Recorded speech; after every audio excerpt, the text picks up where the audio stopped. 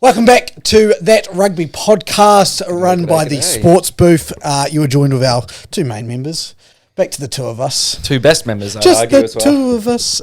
Yes. Me and Hughesy. Got you to sing, finally. Me and Hughesy are back. Talk about rugby, sport we love, sport Yes. we enjoy the most. Sport that breaks our heart, some of us anyway. Well, yeah. Well, And you too. Me recently, it definitely has been breaking my heart recently. It could coming up soon. No, we don't talk about that too much. But yeah, I mean, a lot to talk about in the world of sports, Yes. or the world of sports, the world of rugby. At the moment, we've obviously got Women's Rugby World Cup. Both of our team squads have fully been named now to go away for the Northern Tour. A little bit of touching base on the NPC final, our rugby back home. A little bit of touching base on rugby over in England at the moment and what's happening over there. And then a bit of chat on the under-20s / under-19 16s for the Waratahs. But let's get things off with the Wallabies finally naming their squad. It was it disappointed me. Now, not the squad itself, but with the All Blacks naming their squad, they have a particular post to tell you when they're naming the squad. It's quite a theatrical process to it, and as it should be, it's a big moment. I continuously just had to keep searching. I didn't know when the Wallabies were going to release it. I don't know how they were going to release it. I don't know who was releasing it. I just want a bit more. This is what we've talked about with the Wallabies. This is the one thing keeping Australian rugby, up a little bit, is the international game. Yeah, and you can't not make that special. And I think there was a missed opportunity there to make that special. However, saying that, an interesting squad. I ran a quick review of it on our Instagram and TikTok. If you don't follow us there. It is the Sports Booth. But Hughesy, let's get your kind of thoughts on it. I'm pretty happy with it. Yeah, look, I mean, you asked me last week, I believe it was, who are the international players that the Wallabies are going to take? And I said, well, they're going to take Bernard Foley and a lock, and beyond that, I don't know. And it turns out they only took two international players, Bernard Foley and a lock, being obviously big Will Skelton. Very happy for him to be back in Wallabies colours. He was in there last year as well, briefly, but hopefully become more of a mainstay, because that is a notable area of weakness, I guess, for Wallabies. Mm-hmm. But also probably the other big one, or two big ones really from my perspective, but one that we've been sort of calling for, is to get another one of these young 10s in there. And that's what they did. But most people probably would have tipped Tane Edmed to get in there. But Ben Donaldson's gone in there. And I've sort of gone back and looked at his performance in Australia A, and he's done pretty well for himself. He's had some good moments, so I could see why he's been included in the squad as well. I think just on that point, because those two especially were battling out. It's heads and tails, you know what I mean? I think the only thing that got Donaldson over the line, because both of them, I think, have played as well as each other throughout the season for the Waratahs, is that camp that he had during Super Rugby when they went away the two countries meeting in Super Rugby. Yeah. He went away into that Australian camp. I think Rennie probably went, look, we did that, let's take him away with us here. A little bit of familiarity. But other than that, I mean, heads or tails. And then Luke's favourite player to name, Mark Nwakanitawase. Marky Mark. Yeah. He's been included, and another sort of option at wing. Obviously no Korobeti for this spring tour because of his commitments to his Japanese rugby club. And look, I know there was some sort of thinking like, it's a bit shit that these rugby clubs are kind of not letting them come on the spring tour. At the same time, though, I get it from... I think it's positive, and I get where the Japanese clubs are coming from. Like, you're paying top dollar for these players. You don't want them to get injured or to wear themselves out before the season, everything like that. So 100% get it. And also it forces moves like this where you get a better look at some of these other players. I would never call an international rugby match inconsequential, but you're not playing for a rugby championship. You're not playing for a Bledisloe. Right? There's nothing on the line, right? You're not playing for a cup or anything. You're playing for pride, which is a big motivator, especially against these Northern Hemisphere teams, especially a team like England. They're not playing England anyway. but to name the main one. Exactly. Whenever you play one of these Northern Hemisphere teams, England's the number one, that's on the hit list, right? Although the French might be up there for you guys. So Will Skelton, as I mentioned, in the team as well. Langai Gleeson. I think I mentioned his name last week as well. You did. So done pretty well pick at some of the people to be in the team. Look, I like it. I do quite like it. There's, it's going to be interesting to see what the final 23 and the starting 15 shake down to, but it's good for the players like Donaldson and Nawakani Tuase to get in there and just be around the team before next year. No Vunivalu, thoughts? I think it just comes down to like Mark's played better. Yep. Australia A as well. Yeah. Yep. I don't know. Like I think it's just that simple, and it's one of those times where the move hasn't worked out as successfully for the player as they would want. Like, don't get me wrong, Vunivalu is a good player and he's good for the Reds, but I thought it's hard to judge off the brief 2 minutes that he got against England, and he flashed in there. But again, that game, everyone else was tired. He just come on fresh. There was nothing to play for at the stage. The game was over. So who knows? But the fact that the selectors have made that decision, it just seems like it seems like he's not destined to be a Wallaby. He's not destined to play in the World Cup. Yeah. I would say I wouldn't count him out yet, but it does hurt him. Like the fact that we just said like these aren't consequential games. And he's not playing does hurt his chances. I think he has a big enough read season. He could definitely find himself in the right fit there. Curtly Beale also decided to be left behind. Thoughts on that? I mean, it's hard to find a spot for him. Yeah.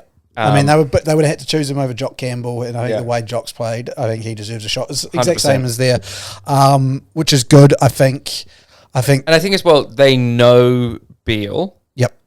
So they're not worried about, they don't need to like take him away and see what he's got, right? Whereas Campbell, young player, let's put him in a Wallaby squad.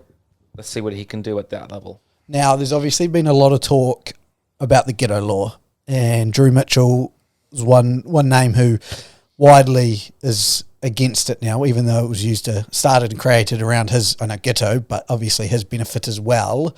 I know we discussed this earlier, but I've actually changed my tune on it. And I think they should abolish the ghetto law. Now, is this because Sonny Bill's come out and said he wants to get rid of it as well? No, I couldn't care what Sonny Bill says, because if you agree with Sonny Bill as a rugby analyst, you're going down the wrong line.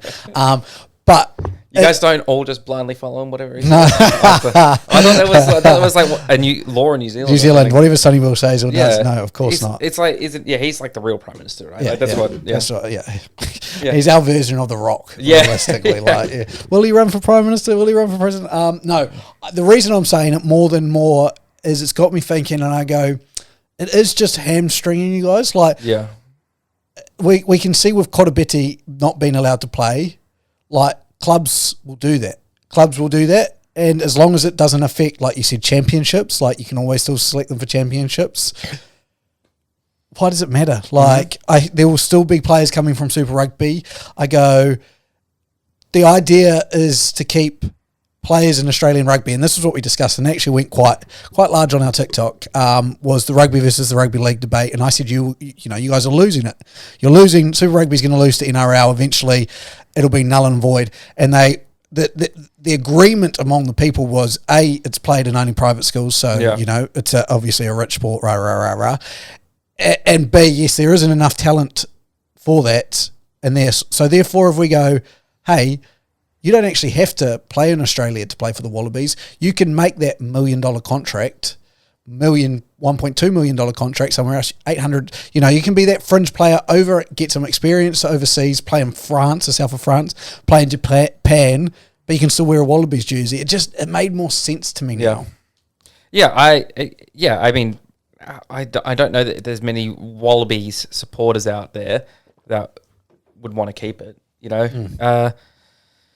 Like, you think next year we're going to have such a big decision to make, because, we've got Korobeti, but then we'll also have Karevi coming back from injury as well. If Skelton plays well, he's factoring himself into the mix. Rory Arnold. Yeah, Rory Arnold, Bernard Foley, all right.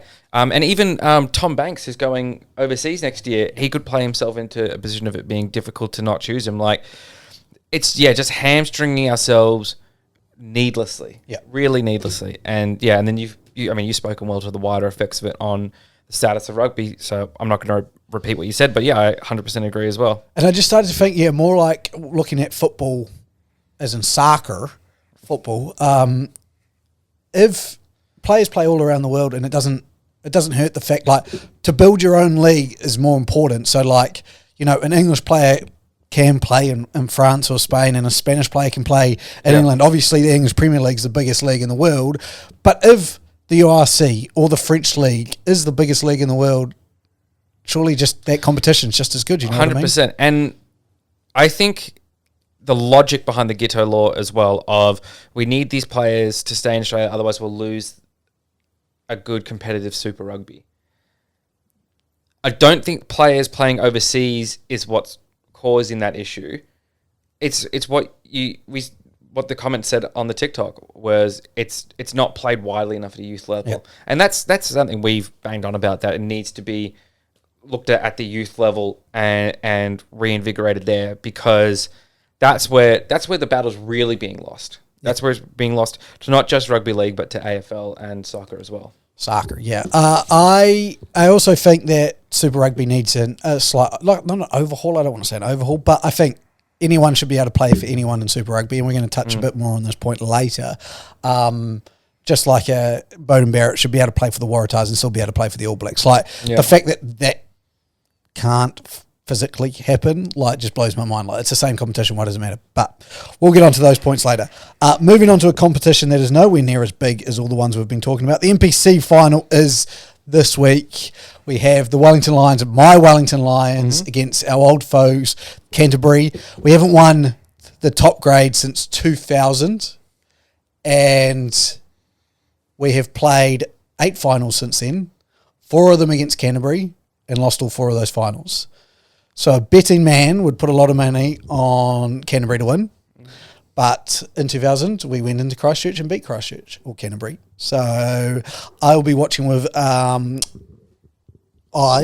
and ears to hopefully... You'll be watching with ears. That's impressive. Hopefully see and listen to a Wellington Lions victory, because I have waited. I still remember going to the pub in 2013 when I was at university in Dunedin to watch it and having the most depressing time of my life as we watched Canterbury beat our team. But it's interesting. I said this before, and I said, like a lot of New Zealanders say, NPC is the way back, Super Rugby is dead, rah, rah, rah. Again, 2 very good sides. I'd be impressed if they get 10,000 to a final here. Like, it's going to be really interesting to see how many we get there. I don't think we'll get too many, which, again, is disappointing for rugby in the terms of rugby. But it is what it is, I guess, in the world we are in today. Talking about that and talking about the world of rugby we're in today, we've got the demise of 2 massive powerhouses with rugby over in England. The London Wasps and the Worcester Warriors have both gone into administration now. Worcester were a little bit earlier, but London the Wasps have officially gone in the past 2 days. It's, look, I've been to England before, and I actually got to go to Twickenham when I was there, and there was a huge amount of Wasps gear around. It is surprising that they've gone, because I always thought they were one of the bigger teams, and the Worcester Warriors, not Worcester Warriors. Is it Worcester? Sorry, it's just Worcester. Worcester, yeah. Okay. There's no H in it, and it's like the sauce is Worcestershire sauce. So even though I know I hate these English place names, because they do come from things like chest is the original word, but it's been bastardized into modern English to be cest. So it's tricky. I don't blame you for getting it wrong. So wait, say it again. So it's Worcester. Worcester. But it's got an H in it, yeah? No.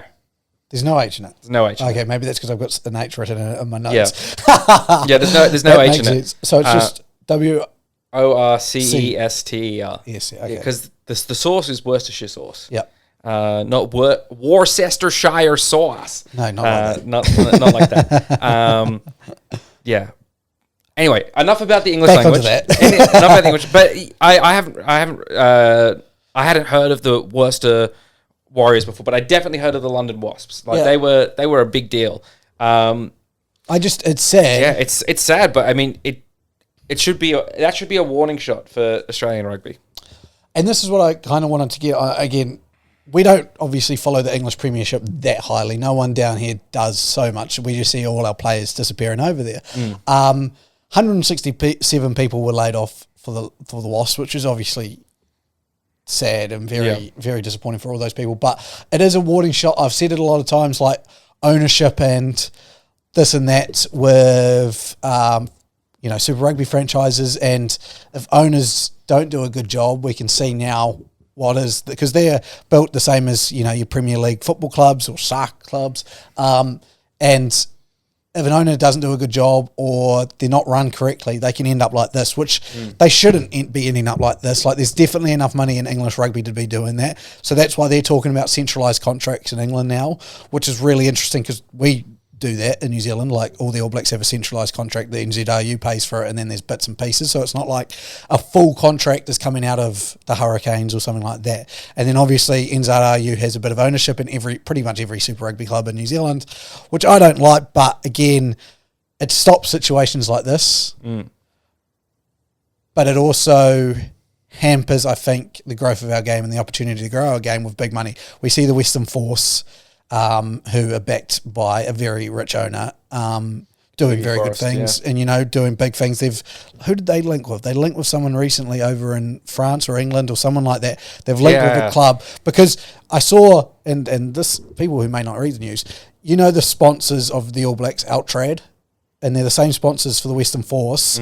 They are in a bit of trouble, their owner, for, it's like, not forgery, it is like manipulation or something like that on the World Rugby stage or French rugby stage. So I did see that. So that could be some trouble for the All Blacks and the Force there, because it's a French-ran company. But yeah, I just went, I've always talked about owners in Super Rugby, but now I look and I'm like, oh, is that a step too far? Are we going to get poorly run things? This isn't like, as much as this is an American, we've Americanized it. It's not American money we have, you know what I'm talking about. So it interests me, because I'm like, I've always harped on about, I think we need owners, I think we need separate, people, but a rugby club maybe isn't that actually, profitable, which we're seeing here. And I think there's bigger problems in the English game, but they're looking at changing the size of the divisions, 10 teams and stuff like that, which is interesting. But again, it's a warning sign, I think, for rugby across the globe. I think rugby across the world, in just about every place other than France, Japan, and the US, and because the US is where it's growing exponentially at the moment, and that's a great market to crack into. Japan's doing well for itself, and France is doing well for itself. Those are the two cashed up rugby place in the world. Like, if you want to make money playing rugby, that's where all the Wallabies players go. So. It is interesting, because those are ownership based models, like like I don't know if I have it in the notes, do I? Let me just check before I start blurting this out. I do, but I'm going to move on to it now. Ardie Savea going on a sabbatical to the Honda. No, it's I saw this before, where he's going to Japan. Yeah, he's going to Japan to play for one of the teams who, they all like after the World Cup, it should be noted. Yes, so playing this 2023 for the Hurricanes, then sabbatical in 2024, back in 2025. It's interesting. Like, I like that. I love that idea, but they're run by owners or big companies that have money behind them, that can fund them, that they can use as tax write-offs.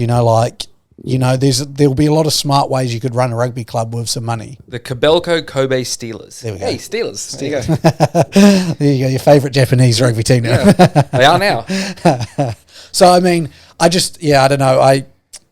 Not taken away from Ardie, but just the where the money is, surely you're looking at that and going, how do we get that? Now, New Zealand rugby's financially pretty stable and definitely have a lot of money flowing around. But the game's not financially stable in New Zealand. You look at the ITM cut, the NPC. You look at Super Rugby. I wouldn't say that's financially stable yet. So I don't know. There's a lot I think that needs to be done, and I might do a video on it about Super Rugby and what I think the breakdown needs to happen on this side of the world to win some of those battles. But yeah, it's a like we've just said, it's a warning sign for everyone else other than pretty much Japan, France, and the USA. Let's move on to Oh, yes. I wanted to talk about this. To stay on Super Rugby before we get off on to a bit more of an international rugby chat. Yeah. Levi Aumua made the All Blacks 15. Now, he's eligible because Moana Pacifica aren't actually considered a New Zealand rugby franchise. So he couldn't play for the All Blacks. Interesting enough. What I believe, without signing for a New Zealand Super Rugby side. Okay. So someone said, well, what's the point of Moana Pacifica's best player, because he was the MVP, playing for the All Blacks XV? Now, he doesn't get a test cap. It doesn't, like, he can still play for anyone else. And, you know, he hasn't made his decision of who he's going to play for. So what a lot of people were saying is Ian Foster or someone have gone onto him and said, hey, mate, don't, you know, play for Samoa, don't play for Tonga, Fiji. You have another good season, you may be in the lineup for the All Blacks for the 2023 World Cup. Yeah. Now he was like, you know, Moana Pacifica, surely they should be playing for the Pacific nations. And I just went, surely this is good for rugby. You've got the best player in Moana Pacifica and the second best team in all of New Zealand. Like, that should be a goal of Moana Pacifica, not just to play for your nation, but let's say you can see a pathway where you can go, okay, I can go through Moana Pacifica and still make the All Blacks if I am. Because there's going to be a lot of, you know, Tongan-born players or Samoan-born players who live in New Zealand who have the idea of either representing one or the other. I just feel like it was a good thing rather than especially the XV where he doesn't get a cap to his name. You know what I mean? I think it's good as well because it also means that he'll be better for Moana Pacifica next year. Like, it's the same thing that we've seen for Pablo Matera. Yep. Right. It's I don't know. I don't think it's. I can see where the sort of, I guess, opponents of it are coming from. You know, you want to build up these smaller nations and build up their skill. You want their best players playing for them, obviously. But yeah, it's a journey. Like, we're at this point here, point A, and we want to get to point B. Right, we've got to. You're not going to instantly get there. You've got to progress along the way, and this is a good way to progress to that point. So, definitely, I think, you know, all the skills and everything he learns from that traveling with them, he's going to take back into Moana Pacifica and be a leader there. So I was and improve the players around him as well. Like, exactly, it's a wider benefit. You've got to really think of it much longer term and not short term. Yeah, right. 100%. Let's move on to international rugby, and this is what I wanted to discuss with you, Hughesy, and get your thoughts. Your 2023 Wallabies World Cup backline. Let's say you've made it all the way through the final. You're deciding the final team, and you've got no injuries. There's no setbacks. Who are you selecting? What are you selecting? I mean, look, this is hard because obviously we don't know what's going to happen next year. Who's going to play well next year? Play well, exactly. You're basing it off now and what you know in the past and maybe what you hope in the future. Number 9, I'm picking Nick White. Okay. Because he can get under people's skin. He's good number 9. He's a classic number 9. Yeah. Right, number 9.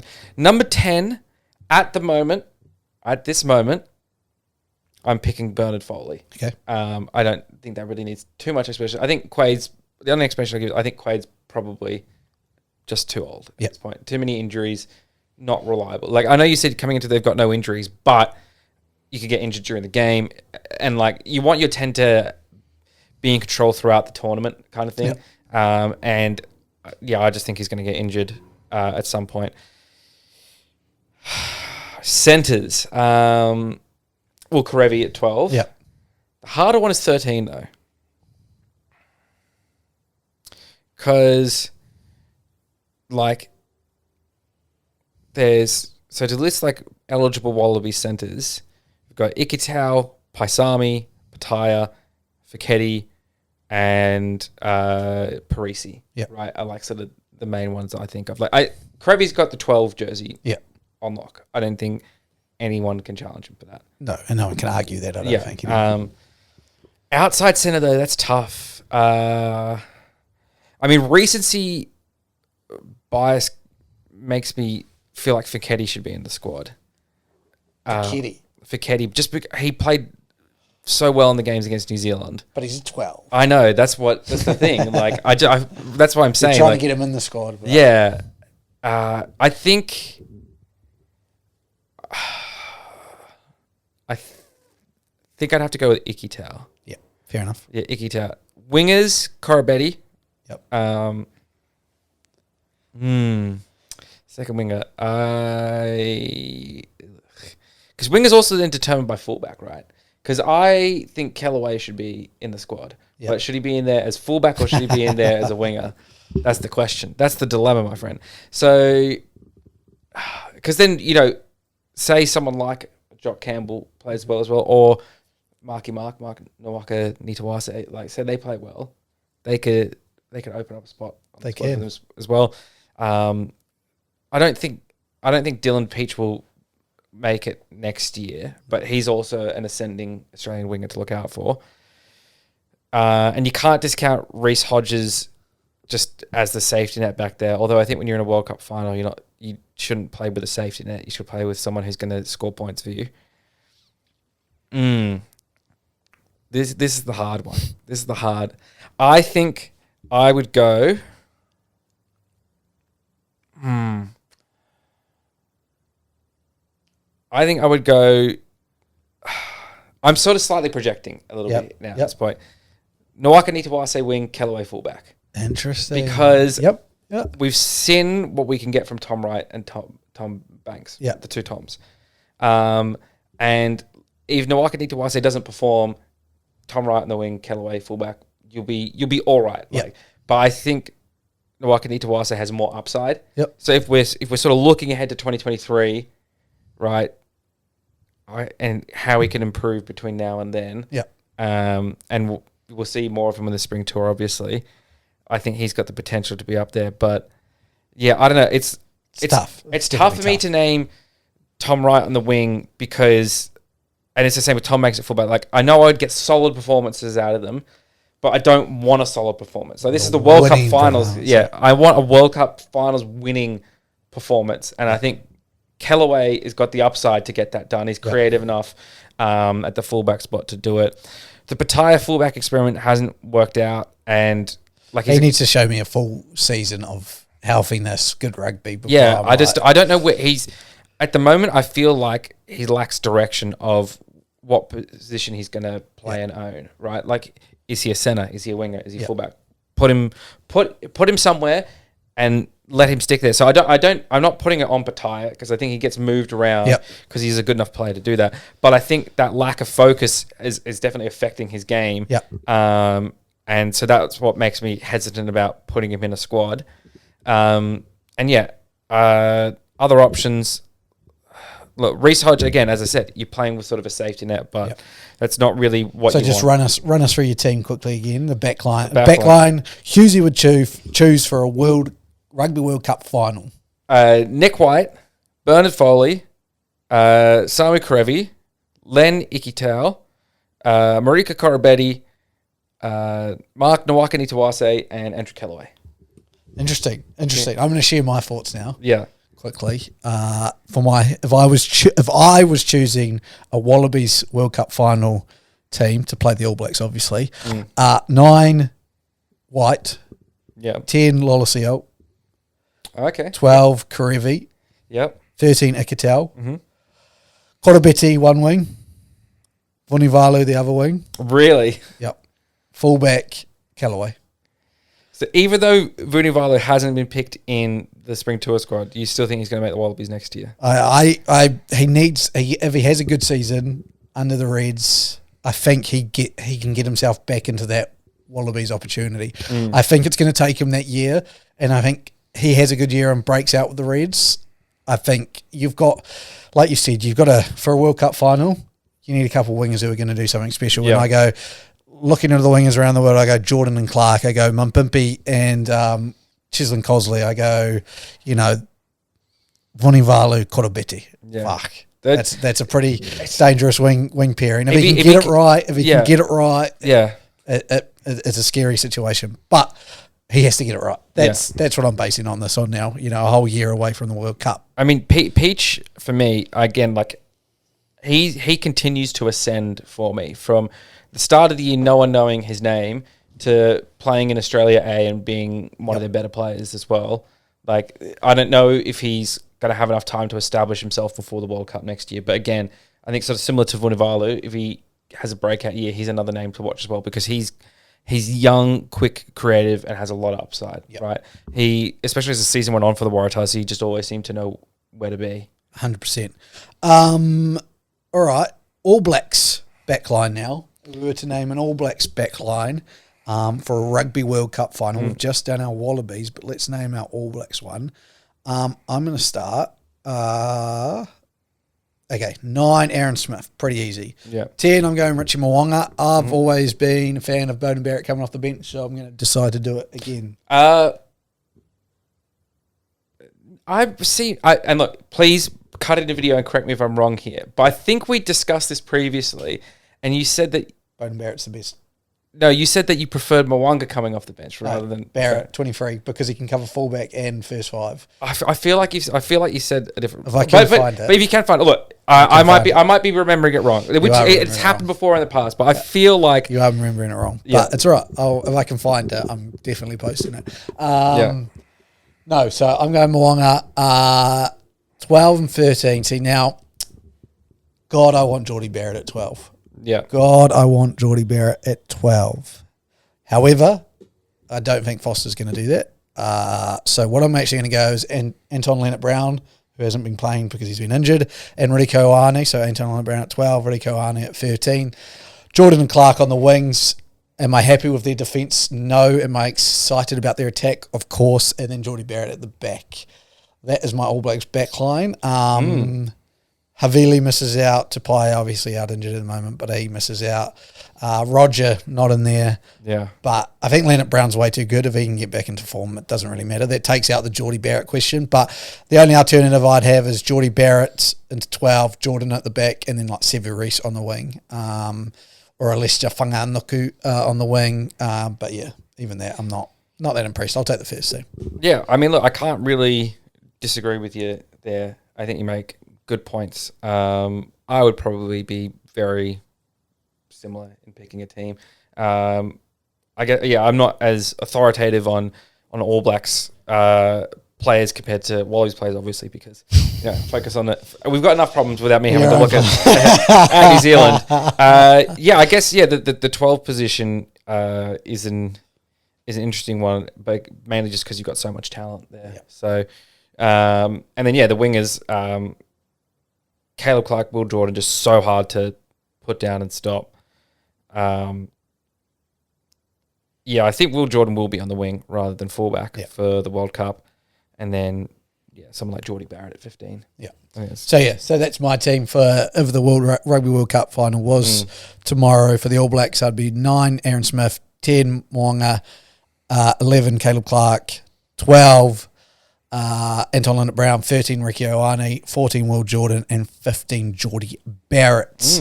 Shall we chat? I put under here under 20s just purely because I wanted to chat about an under 20s comp, but I'm going to let you start off because there's actually an under 19s and under 16 comp that the Waratahs are dominating, absolutely showing up. Yeah, so we talked about last week, Fittler. Tank Fittler, but the under 16s had a 51-10 win over the Brumbies. Always good to beat the Brumbies. Yep. And then the under 19s, believe they played the Force. Yeah. Just trying to find. Either way, they won still. They did. So, look, the young Waratahs are looking good. I must say I am enjoying seeing this content on Stan Sport, that's on Stan, they're finding stuff like this, but this is opening up to my question of, like, an under-20s comp just seems right, does it not? Yeah. Like, I know we've got one back home that isn't widely done, but I would love to have an under-20s trot comp at the same time Super Rugby's happening. Yeah. Have played sort of like what NRL does, game before the game. Game before the game, I know they... Not like this Jersey Fleeg now and stuff like that. Yeah. It's not so much under 20s as it was. But I just think, again, I've got all these ideas and I don't know how feasible these ideas are. Like, I'm sure they've looked into it, but like the Super W should be across countries. Like we should have the New Zealand woman against the Australian woman against the Fijian woman, get a minor Pacific team go and all of that. There should be, to be in Super Rugby, you should have a Super W and a Colts team pretty much, an under-20s. And I think an under-20s comp would do really well for new talent, for getting kids into the game. Yep. I just think the content from it, the players you'll get to see there, like it's a lot of reason we're losing players is like a lot of people were saying, in NRL, you look at Suwali, who was told, we'll give you a shot at 18. As soon as you turn 18, you'll get a shot. Whereas he could play at 17. They did he a whole played exception, And in rugby, it was like, oh, no, you've got to get a shoot shield. Yeah. You've got to play shoot shield, and then we'll see how good you are. It's like, if you had an under-20s, we're like, you'll get you into the system. And if you're good enough, even without playing under-20s, we'll put you in the TARS team there. So I just feel like there's an opportunity there. You agree? Oh yeah, absolutely. I was nodding along emphatically, but then I remember we've got a podcast. We have audio listeners as well. But yes, I definitely agree. That's just how much I agree. I was just nodding because I didn't really have anything to add. It was just like, Luke's making some good points. It's an odd doesn't happen often. But I was about to say it's an odd experience, so that's why we're not used to it happening. But yeah, I think it's a great idea, especially the point I especially like is that. All the Super Rugby teams should have an associated Super W team, and actually there was I think that now this is my sort of bold idea. Oh, it's not my idea, but it's a bold idea that I've heard that I'm actually a bit of a fan of, and I think it is something that should be looked into by rugby, but also other sports. And I think what we should have is rugby teams linked with franchises from other sports, particularly something like netball. Yeah. Right. So you have Waratahs, and there is a netball competition going on in Australia. Fox Sports broadcast and everything. Link some of those teams, right? Yep. Gold Coast Titans do it. Sorry? Gold Coast Titans do it. They have a Titans netball team. I haven't seen anything on it, but I just, I see them all the time. Something like that. And you don't even need to change the branding of the netball teams, but just have them as sort of like partnered franchises and, do some shared marketing and things like that together. Because then you're hitting more markets you can find. A-League, probably not. It's probably too big in its own right now. But I think that would be amazing for rugby, like getting some associations there because, A-League's just growing. Not AFL, stay away from AFL. And you're not going to pair it with rugby league either. Like any sort of football sport, I think is going to be tough to do. But something like cricket, I think could be 100%. pretty amazing. Like we got Big Bash, right? Link some of those up with Waratahs and the Sixers or something. Unfortunately, there's just more Big Bash teams than there is Super Rugby teams. Maybe that's an incentive to open up more Super Rugby teams. Who knows? Start getting some cross branding going, unifying sports kind of thing, getting more eyes on the prize. And I think that's been talked about before in the media. It's not any sort of massive, bold new idea, but yeah, I think it's worth considering. Definitely worth a consideration. I think it could help. It's all it's going to do is strengthen the brand that you've got and stuff like that. So, all right, let's move on to women's rugby, the Women's Rugby World Cup to finish us off. Obviously, the Australian women kept their World Cup campaign alive, just due to the sharpshooting boot of Kramer. Who kicked 2 for 2 in conversions to help them beat Scotland 14-12 on a very windy day in Whangarei. So that was a good win for the Wallaroos to keep their season alive. One of the better games of women's rugby you'll probably ever see was France versus England, and it was only 7-13, but just the physicality in that game. It was good to see the England women tested. Yeah. Good to see that they can be brought down a level, and not saying that like to be brought down a level, but like they are so far up here for me at the moment. To see a team like the French women do what they did was fantastic. And the defense, the French women, some of the numbers I was reading, I couldn't believe it. I think I saw someone there with 28 tackles in the game. I was ridiculous. New Zealand demolished Wales in a Portia Woodman absolute Jonah Lomu-esque game. And then Fiji have knocked the South African women out of the World Cup by beating them.